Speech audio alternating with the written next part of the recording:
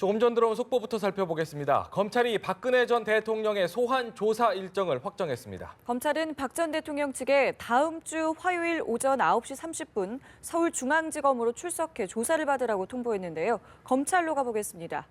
이재룡 기자, 마침내 검찰이 박 전 대통령의 조사 날짜를 확정했군요.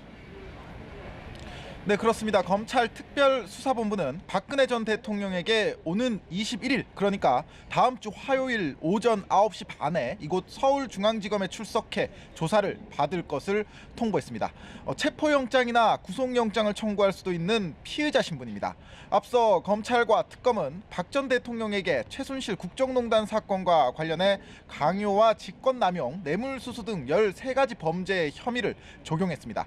따라서 오는 21일 박 전 대통령이 이곳 검찰에 출석한다면 이 같은 혐의들과 관련해 강도 높은 조사가 진행될 예정입니다. 특히 미르 K스포츠재단 기금을 모으는 과정에서 최순실 씨와 공모해 대기업을 압박한 혐의, 또 이재용 부회장이 삼성그룹 경영권을 승계하도록 도와주고 뇌물을 받은 혐의 등을 중심으로 조사가 진행될 것으로 예상됩니다.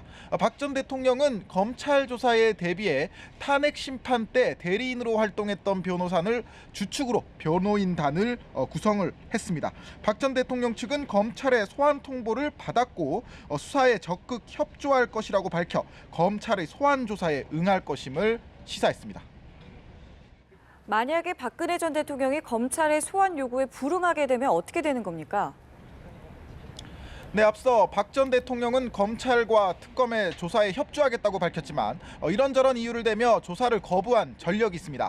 따라서 이번에도 검찰의 소환 통보에 응하지 않거나 조사 날짜를 미뤄달라고 요청할 가능성이 적지 않습니다. 하지만 검찰은 박 전 대통령이 더 이상 현직 대통령이 아닌 만큼 합당한 이유 없이 소환에 응하지 않고 버틴다면 강제수단을 동원할 수도 있습니다.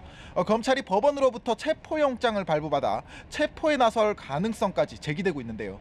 다만 박 전 대통령의 변호인이 수사에 적극 협조할 예정이라고 밝혔고 또 평소 법치주의를 강조해온 박 전 대통령이 강제 수사를 받는 모습을 보이기보다 검찰과 접점을 찾을 것이란 관측이 지배적입니다.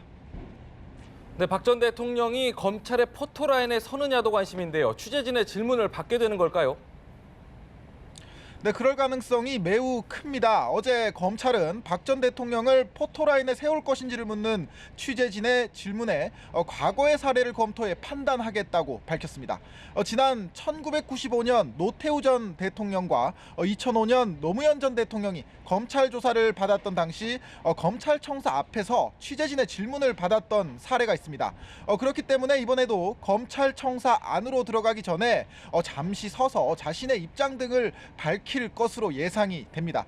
검찰은 박 전 대통령을 영상 녹화실에서 조사하며 조사 과정을 녹음 또는 녹화할 것으로 보이고요. 조사 내용에 따라 재소환 여부나 구속영장 청구 등의 방안도 결정할 예정입니다. 서울중앙지검에서 연합뉴스TV 이재동입니다.